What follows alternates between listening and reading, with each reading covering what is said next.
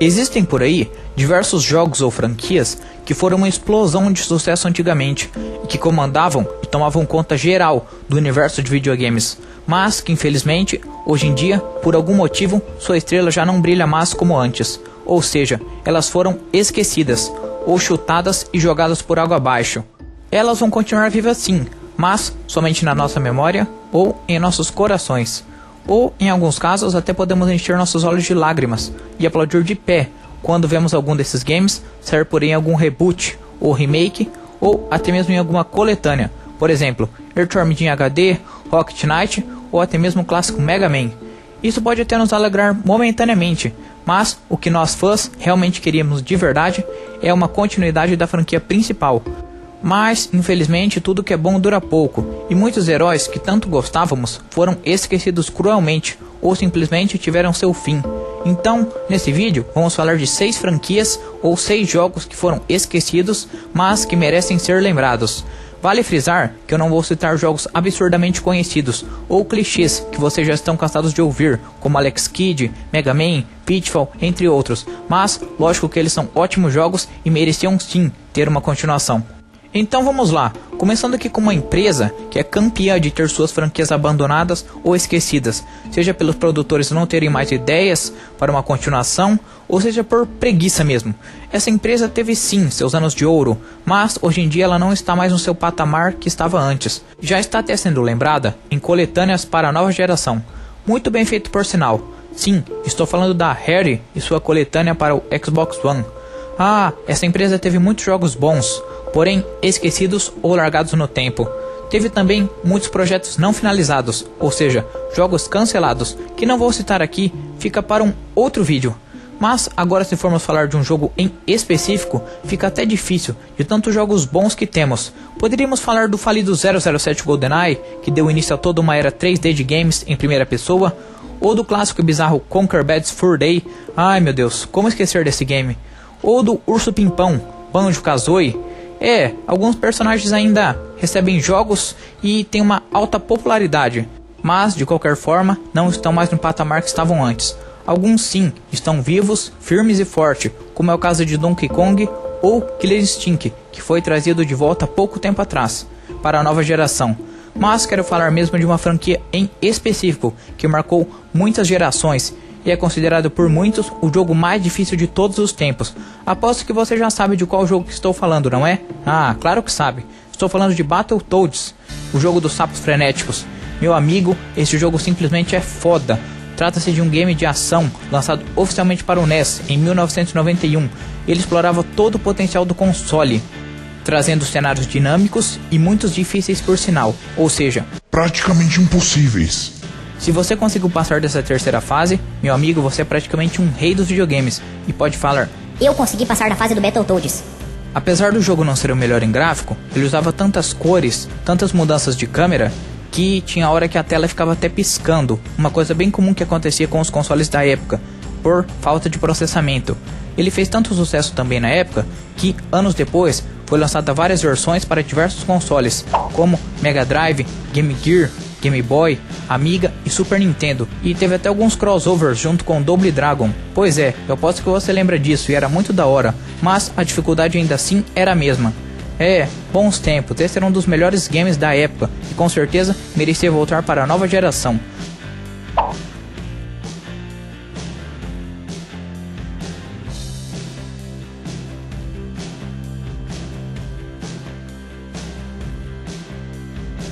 O ponto forte do jogo é a dificuldade, então eu acredito que na época ele atingiu os jogadores mais hardcore, que procuravam um desafio a mais, mas mesmo assim, seus personagens são muito carismáticos e sua jogabilidade é muito boa. Eu acho que merecia sim uma remasterização ou um jogo todo reformulado em HD, ou melhor ainda, merecia um jogo totalmente novo, se bem que aí também iria perder toda a magia, né? Então vamos continuar com ele assim mesmo e manter ele somente no cartucho todo empoeirado. Passando para a próxima posição, vamos falar de uma desenvolvedora que já fez muitos jogos bizarros em sua jornada e também já fez muitas participações com outros estúdios devido ao seu sucesso e criatividade. Mas quando disse que ela fez muitos jogos bizarros, teve um em específico que se superou e chamou tanta atenção do público que merecia voltar hoje em dia de qualquer forma. Estou falando da empresa Interplay com seu jogo Bomberman.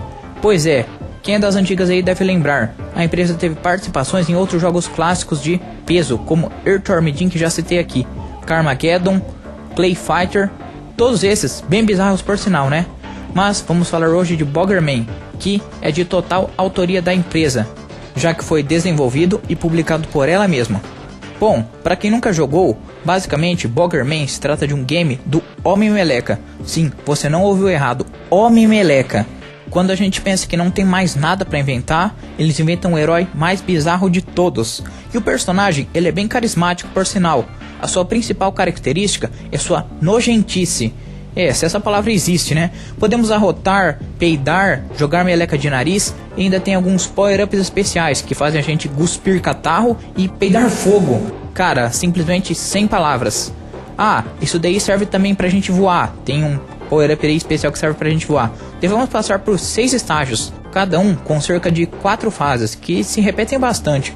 Mas o divertido mesmo é observar cada ponto deles, para ver tamanha bizarrice. Temos privadas, desentupidores, canos de esgoto, melecas, ou seja, nunca jogue esse jogo quando você estiver comendo.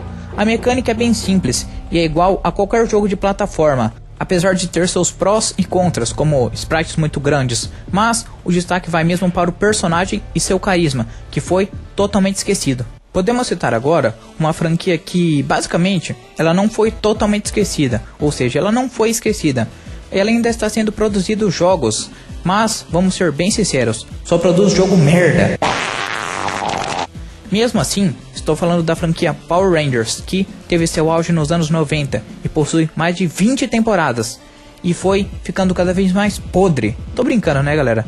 Mas eu sempre gostei de Power Rangers. As primeiras temporadas era bem foda. Eu acompanhei até a 10ª temporada, que foi a SPD, Super Patrulha Delta, se não me engano. Depois disso já começou a virar piada. Eles começaram até que querer inovar para fazer para as crianças geração Z, essas coisas aí, leite com pera, que virou uma merda total.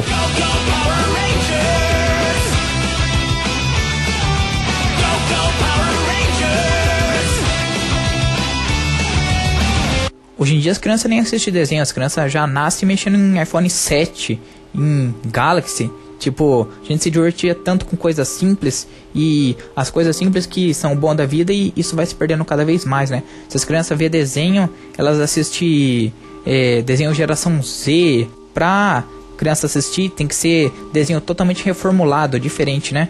Mas, enfim, voltando ao foco aqui, o auge de Power Rangers mesmo foi nos anos 90, com sua primeira temporada em 1993, nomeada de Mighty Morphin Power Rangers.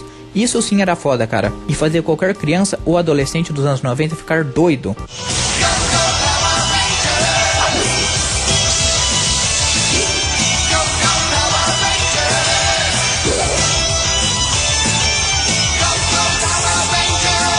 É claro que eu nem era nascido e fui assistir anos depois.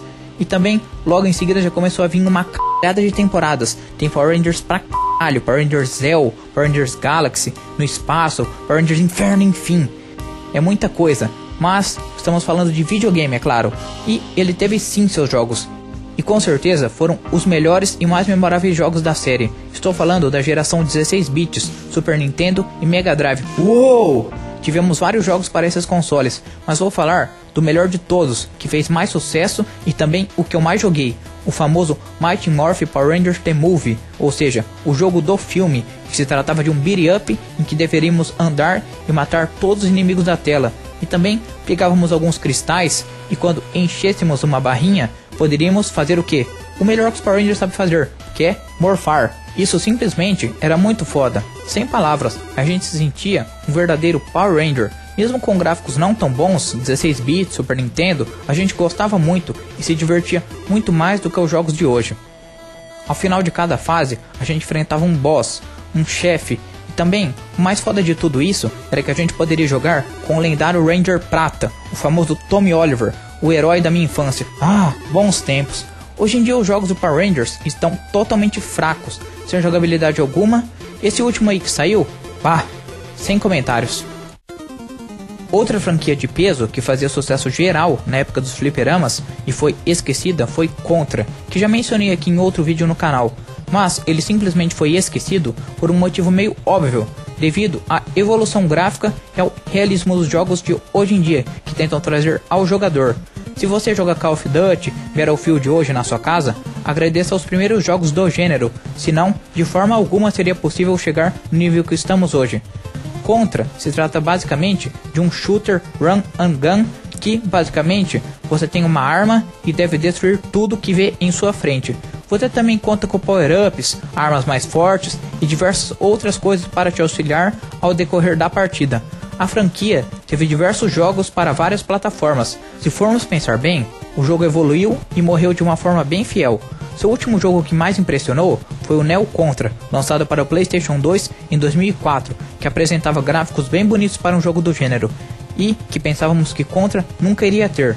Mas seu último jogo lançado mesmo foi para o Nintendo DS, em 2007, chamado Contra 4, mas ele não trazia tantas inovações assim.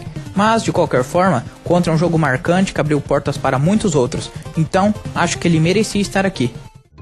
E é claro, não poderia esquecer também do clássico Crash Bandicoot, senão muita gente por aí ia me xingar, né? Crash foi por um bom tempo o mascote da Sony, mas houve alguns problemas na época, pois o personagem não era deles.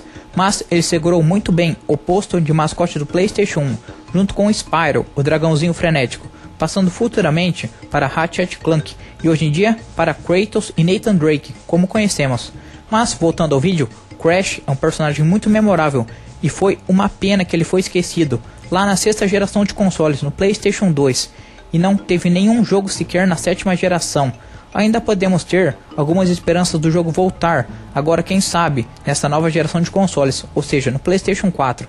Segundo alguns rumores que estão rolando à solta na internet, dizem que a franquia pode voltar novamente, já que ela está agora sob os direitos da Activision.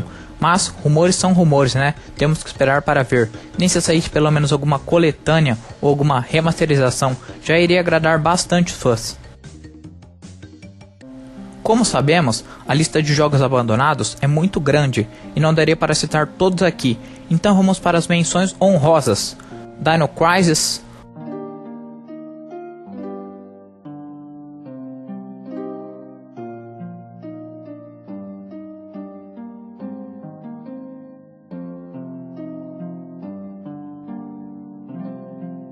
Aladdin,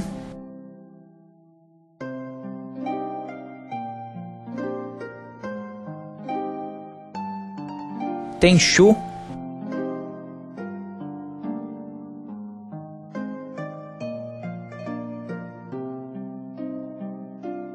Final Fight e Streets of Rage,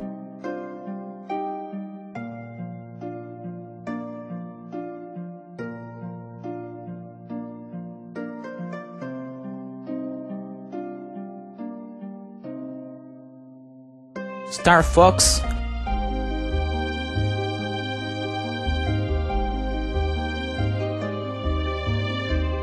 Pac-Man,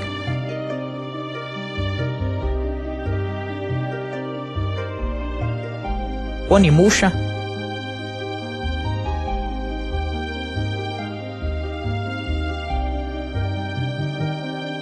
Bully,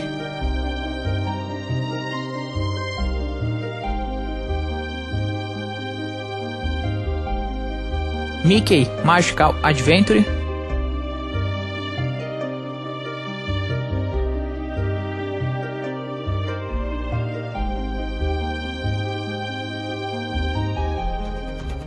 Pois é, citamos alguns jogos aí que não poderiam ficar de fora. E para finalizar, vamos falar de um game que não entendo o motivo dele ter sido esquecido, pois foi uma obra de arte na vida do PlayStation 1. Siphon Filter representava muito bem quem gostava de espionagem no maior estilo James Bond, misturado com ação. Pois é, sempre rola até hoje alguma treta entre os fãs de Metal Gear e os fãs de Siphon Filter. Apesar do contexto dos dois ser bem diferente, eles têm sim suas semelhanças de stealth. Mas sempre rola aquela treta, quem tem o sistema melhor de stealth, quem tem o sistema melhor de mira, de atirar. E é aquelas brigas igual Sega e Nintendo, Xbox versus PlayStation e por aí vai. mas seria muito bem-vindo um retorno no PlayStation 4, e também ele seria um concorrente ideal e à altura do Metal Gear Solid 5 hoje em dia. Deixe seu like, inscreva-se se você é novo por aqui. Até a próxima. Obrigado.